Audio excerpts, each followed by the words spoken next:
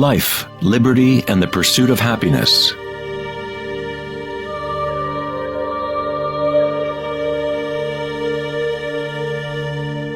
We live our lives pursuing happiness out there, as if it is a commodity. We have become slaves to our own desires and craving.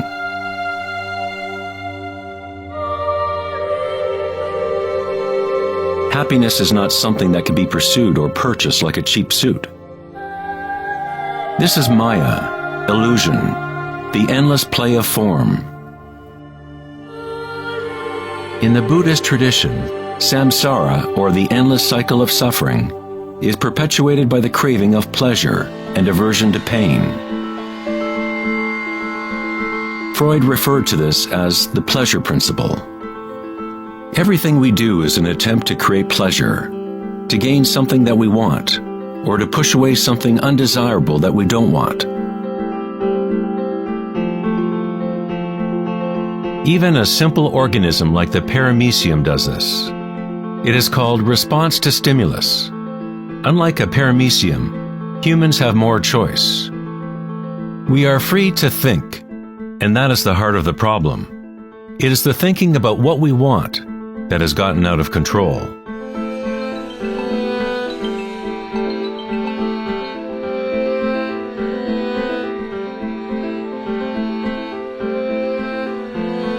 Safety systems armed. 10, 9, 8, 7, 6, 5, 4, 3, 2, 1, 0, and liftoff of Endeavour, going where east and west do meet at the International Space Station. The dilemma of modern society is that we seek to understand the world not in terms of archaic inner consciousness, but by quantifying and qualifying what we perceive to be the external world by using scientific means and thought. Thinking has only led to more thinking and more questions. We seek to know the innermost forces which create the world and guide its course. But we conceive of this essence as outside of ourselves, not as a living thing intrinsic to our own nature. It was the famous psychiatrist Carl Jung who said, "One who looks outside dreams. One who looks inside awakes." It is not wrong to desire to be awake, to be happy. What is wrong is to look for happiness outside, when it can only be found inside.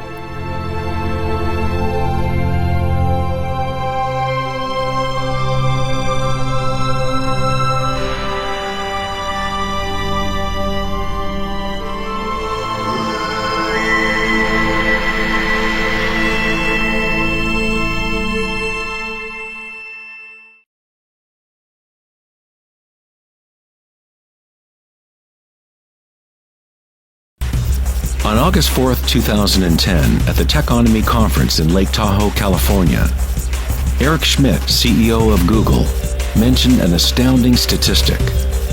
Every 2 days now, we create as much information as we did from the dawn of civilization up until 2003, according to Schmidt. That's something like 5 exabytes of data.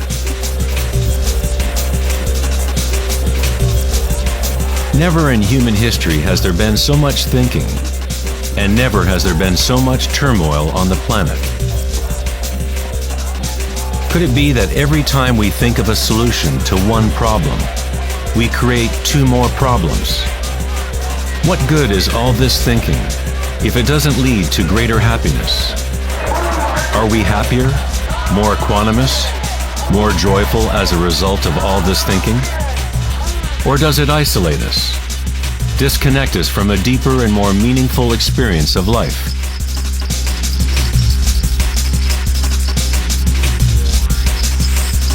Thinking, acting, and doing must be brought into balance with being. After all, we are human beings, not human doings.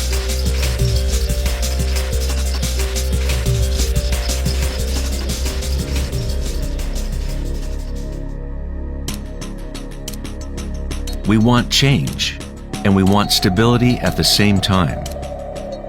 Our hearts have become disconnected from the spiral of life, the law of change, as our thinking minds drive us towards stability, security, and pacification of the senses.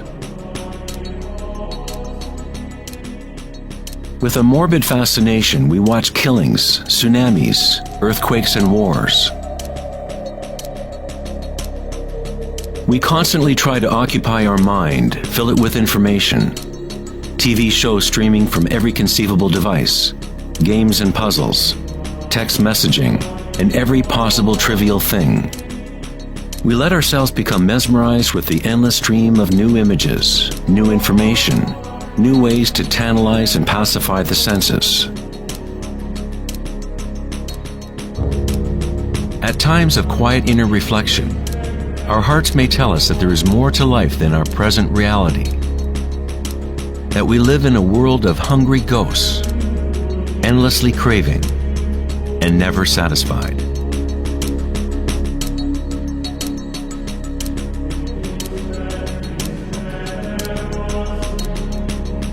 We have created a maelstrom of data flying around the planet to facilitate more thinking, more ideas about how to fix the world, to fix the problems that only exist because the mind has created them.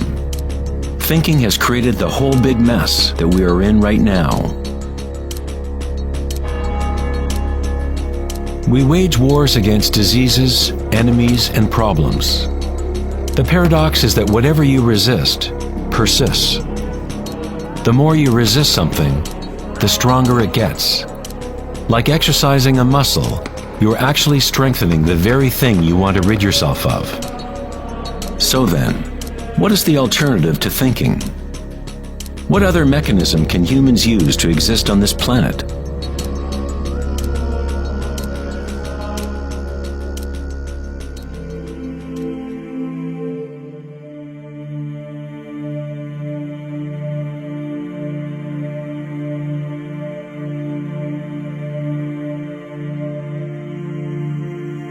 While Western culture in recent centuries has focused on exploring the physical by using thought and analysis, other ancient cultures have developed equally sophisticated technologies for exploring inner space. It is the loss of the connection to our inner worlds that has created imbalance on our planet. The ancient tenet, know thyself, has been replaced with the desire to know and experience the outer world of form. Answering the question, who am I, is not simply a matter of describing what is on your business card.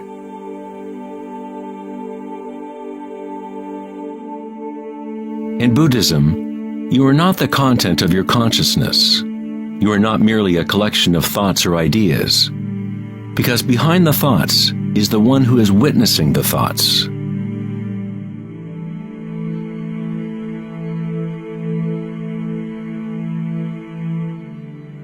The imperative know thyself is a Zen koan, an unanswerable riddle. Eventually the mind will become exhausted in trying to find an answer, like a dog chasing its tail. It is only the ego identity that wants to find an answer, a purpose. The truth of who you are does not need an answer, because all questions are created by the egoic mind. You are not your mind.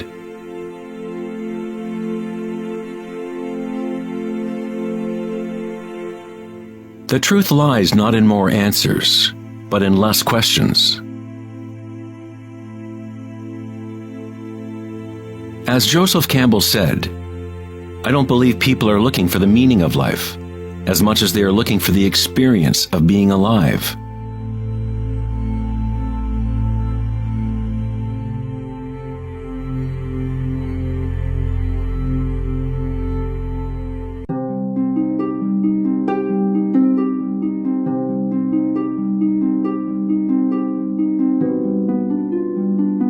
When the Buddha was asked, "What are you?" he said simply, "I am awake." What does this mean, to be awake?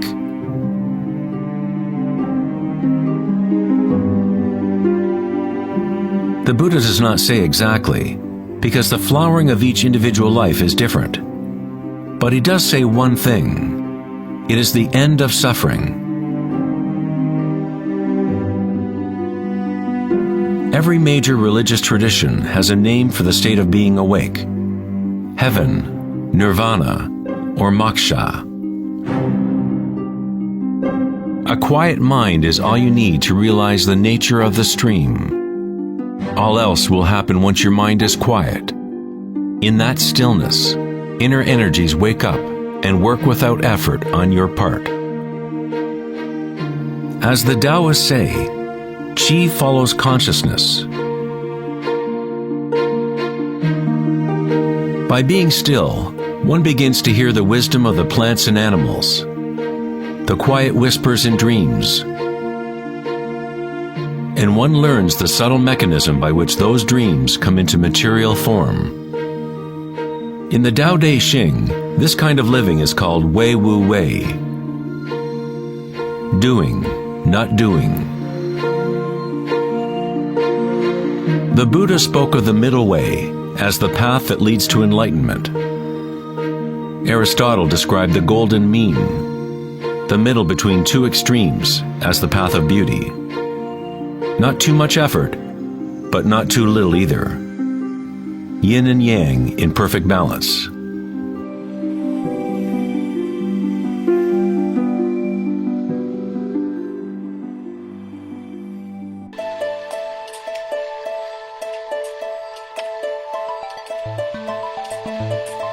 Vedanta's notion of Maya, or illusion, is that we do not experience the environment itself, but rather a projection of it, created by thoughts. Of course, your thoughts let you experience the vibratory world in a certain way, but our inner equanimity need not be contingent on external happenings. The belief in an external world, independent of the perceiving subject, is fundamental to science. But our senses only give us indirect information. Our notions about this mind-made physical world are always filtered through the senses, and therefore always incomplete. There is one field of vibration underlying all of the senses. People with a condition called synesthesia sometimes experience this vibratory field in different ways. Synesthetes can see sounds as colors or shapes, or associate qualities of one sense with another. Synesthesia refers to a synthesis or intermingling of the senses. The chakras in the senses are like a prism, filtering a continuum of vibration. All things in the universe are vibrating, but at different rates and frequencies. The Eye of Horus is made up of 6 symbols, each representing the senses.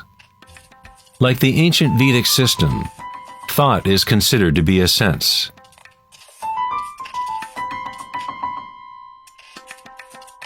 Thoughts are received simultaneously as sensations are experienced on the body. They arise from the same vibratory source.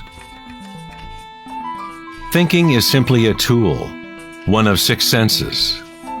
But we have elevated it to such a high status that we identify ourselves with our thoughts. The fact that we do not recognize thinking as one of the 6 senses is very significant. We are so immersed in thought that trying to explain thought as a sense is like telling a fish about water. Water? What water?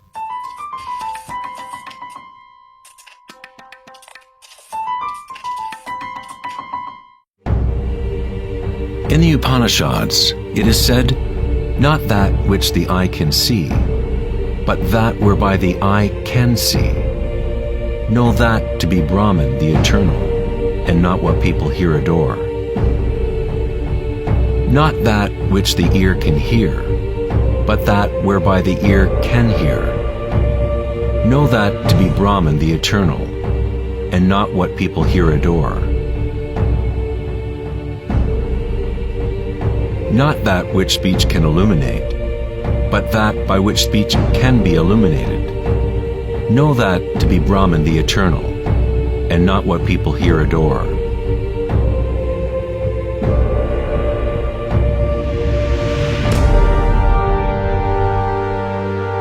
Not that which the mind can think, but that whereby the mind can think. Know that to be Brahman the Eternal, and not what people here adore.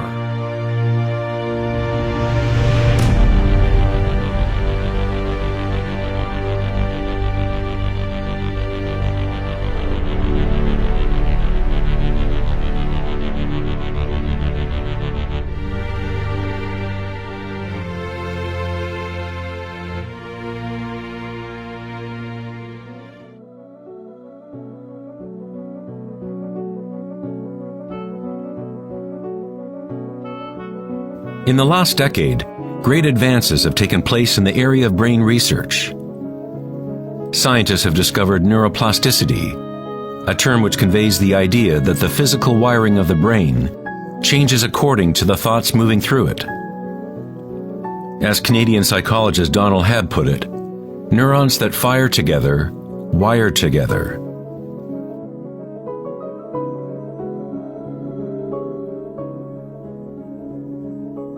Neurons wire together most when a person is in a state of sustained attention. What this means is that it is possible to direct your own subjective experience of reality. Literally, if your thoughts are ones of fear, worry, anxiety, and negativity, then you grow the wiring for more of those thoughts to flourish. If you direct your thoughts to be ones of love, compassion, gratitude, and joy, you create the wiring for repeating those experiences. But how do we do that if we are surrounded by violence and suffering? Isn't this some kind of delusion or wishful thinking? Neuroplasticity is not the same as the New Age notion that you create your reality by positive thinking. It is actually the same thing that the Buddha taught 2,500 years ago. Vipassana meditation, or insight meditation, could be described as self-directed neuroplasticity. You accept your reality exactly as it is, as it actually is. But you experience it at the root level of sensation, at the vibratory or energetic level, without the prejudice or influence of thought, through sustained attention at the root level of consciousness. The wiring for an entirely different perception of reality is created.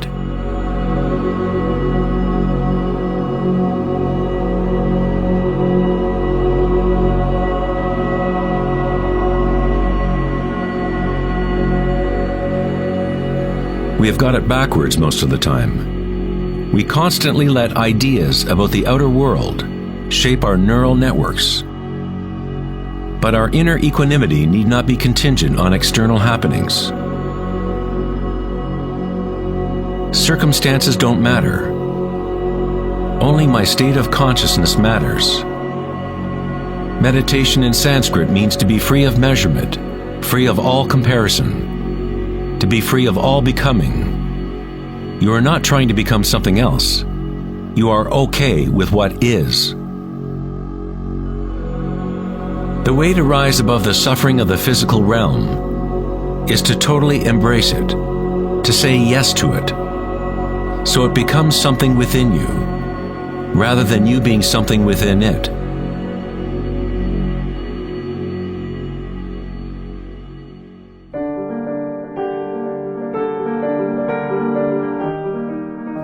How does one live in such a way that consciousness is no longer in conflict with its content? How does one empty the heart of petty ambitions? There must be a total revolution in consciousness, a radical shift in orientation from the outer world to the inner. It is not a revolution brought about by will or effort alone, but also by surrender, acceptance of reality as it is.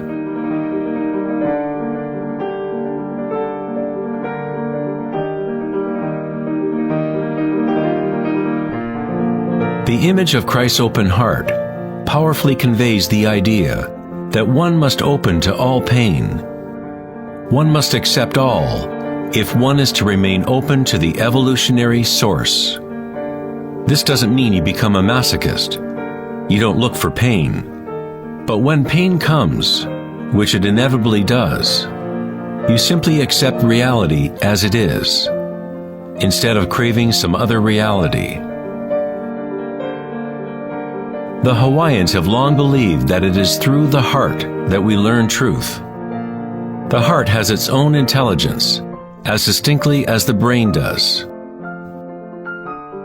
The Egyptians believed that the heart, not the brain, was the source of human wisdom. The heart was considered the center of the soul and the personality. It was through the heart that the divine spoke, giving ancient Egyptians knowledge of their true path. This papyrus depicts the weighing of the heart.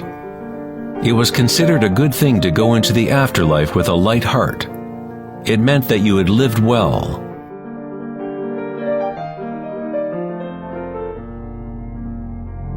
One universal or archetypal stage that people experience in the process of awakening the heart center is the experience of one's own energy as the energy of the universe.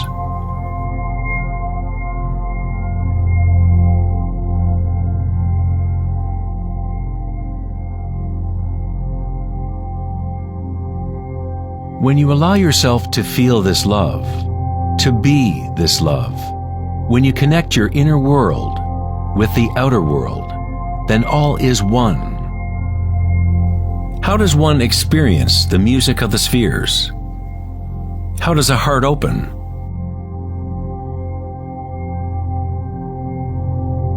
Sri Ramana Maharshi said, "God dwells in you, as you, and you don't have to do anything to be God-realized or self-realized. It is already your true and natural state. Just drop all seeking, turn your attention inward, and sacrifice your mind to the one self, radiating in the heart of your very being. For this to be your own presently lived experience, self-inquiry is the one direct and immediate way.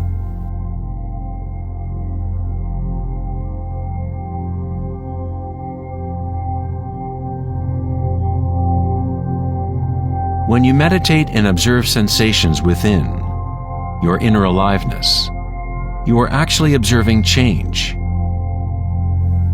This force of change is the arising and passing away as energy changes form. The degree to which a person has evolved or become enlightened is the degree to which one has gained the ability to adapt to each moment, or to transmute the constantly changing human stream of circumstances, pain and pleasure, into bliss.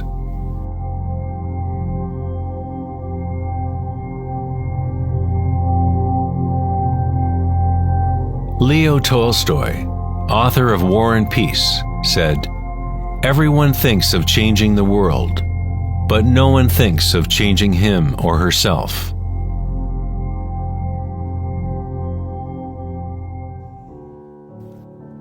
Darwin said the most important characteristic for the survival of a species is not strength or intelligence, but adaptability to change.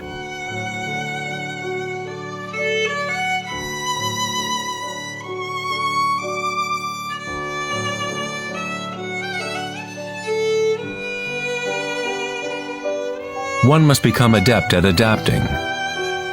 This is the Buddhist teaching of anicca. Everything is arising and passing away, changing, constantly changing. Suffering exists only because we become attached to a particular form.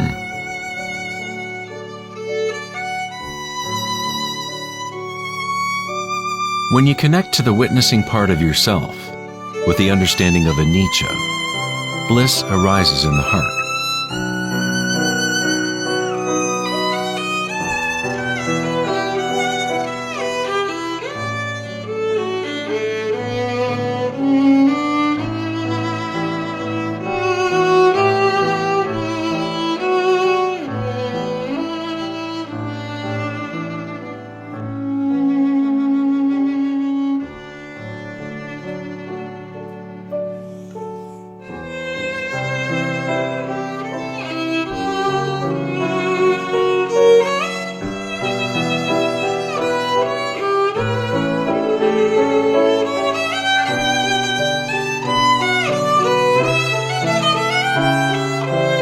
Saints, sages, and yogis throughout history unanimously describe one sacred union that occurs in the heart. Whether it is the writings of St. John of the Cross, Rumi's poetry, or the tantric teachings of India, all of these different teachings try to express the subtle mystery of the heart. In the heart is the union of Shiva and Shakti, masculine penetration into the spiral of life, and feminine surrender to change, witnessing and unconditional acceptance of all that is. In order to open your heart, you must open yourself to change. To live in the seemingly solid world, dance with it, engage with it, live fully, love fully, but yet know that it is impermanent, and that ultimately all forms dissolve and change. Bliss is the energy that responds to stillness. It comes from emptying consciousness of all content. The content of this bliss energy born of stillness is consciousness, a new consciousness of the heart, a consciousness that is connected to all that is.